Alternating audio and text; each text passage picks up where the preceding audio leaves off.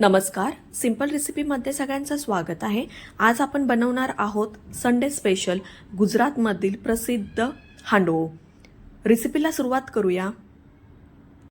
एका मोठ्या भांड्यामध्ये 2 कप तांदूळ घेतले आहे। कोणतेही तांदूळ घेतले तरीही चालेल। 1 कप हरभऱ्याची डाळ घेतली आहे, 1 कप मुगाची डाळ घेतली आहे, 1 कप मसूरची डाळ घेतली आहे, 1 कप उडीद डाळ घेतली आहे। ह्या सर्व डाळी आपल्याला 2 ते 3 वेळा स्वच्छ पाण्यामध्ये धुवून घ्यायच्या आहेत। इथे आपले सर्व डाळी व तांदूळ धुवून झाले आहेत। त्यामध्ये 3 ते 4 ग्लास पाणी घालून हे आपल्याला 5 ते 6 तासांसाठी भिजत ठेवायचं आहे। हे 5 ते 6 तासानंतर किती छान डाळ आणि तांदूळ भिजले आहेत ते। आता हे सर्व मिश्रण आपल्याला मिक्सरमध्ये बारीक करून घ्यायचं आहे।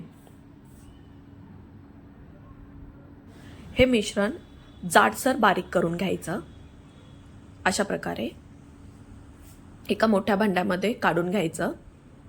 त्यामध्ये थोडंसं मीठ घालायचं आणि अर्धा चमचा खाण्याचा सोडा घालायचा।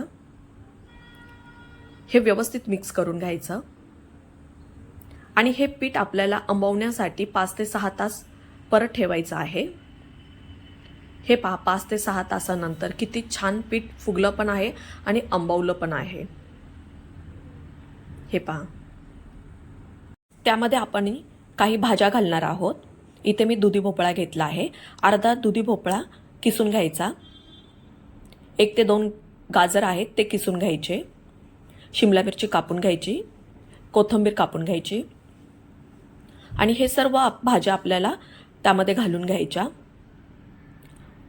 भाज्या घालून झाल्याच्या नंतर हे मिश्रण भाज्यांमध्ये व्यवस्थित मिक्स करून घ्यायचं। इथे आपलं मिक्स करून झालं आहे। तोपर्यंत आपण याच्याबरोबर खाण्यासाठी चटणी बनवणार आहोत।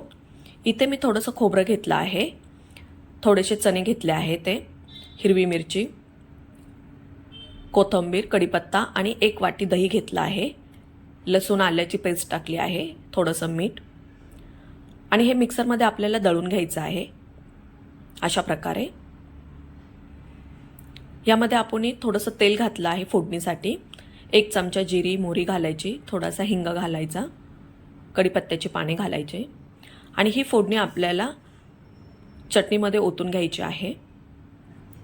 खोबऱ्याची आणि दह्याची चटणी याबरोबर खाण्यासाठी खूप छान लागते। पॅनमध्ये 1 ते 2 चमचे तेल घालून घ्यायचं। त्यामध्ये 1 चमचा जिरी घालायची, मोहरी घालायची आणि 2 चमचे त्यामध्ये व्हाईट तीळ घालून घ्यायचे आणि आपण जे हांडवोसाठी जे मिश्रण बनवून ठेवलेलं आहे ते मिश्रण ह्या पॅनमध्ये घालून घ्यायचं। थोडंसं जाडसरच घालायचं, 1 इंच एवढं जाड ठेवायचं। आता त्यावर आपल्याला झाकण ठेवायचं आहे 1-2 मिनिटं। हे पहा, 2 मिनिटानंतर बाजू एकदम अशी उलटण्यासाठी थोडीशी अशी उकलल्यासारखी होते। उलटण्याने दोन्ही बाजूने उलटून आणि पलटून घ्यायचं। हे पहा, असा गोल्डन लाल कलर येईपर्यंत। इथे आपला हांडवो तयार झाला आहे। हे पहा किती छान झालं आहे ना। हे खाण्यासाठी ना इतकं टेस्टी लागतं ना, खूप छान लागतं। तुम्हाला ज्या आकारामध्ये पाहिजे त्या आकारामध्ये तुम्ही हांडवोला कट करा। मी पिझ्झासारखं इथे कट केलेलं आहे। वरून थोडीशी कोथिंबीर घालायची। हे पहा, मी तुम्हाला 1 पीस काढून दाखवते। एकदम ढोकळ्यासारखा असा फुगतो आणि आपण ह्यामध्ये सर्व डाळी तांदूळ वगैरे घातलेले आहे आणि याची टेस्ट ना खूप छान लागते। एकदा नक्की तुम्ही हे हांडवं करून पहा। कमेंट बॉक्समध्ये नक्की सांगा की रेसिपी कशी झाली।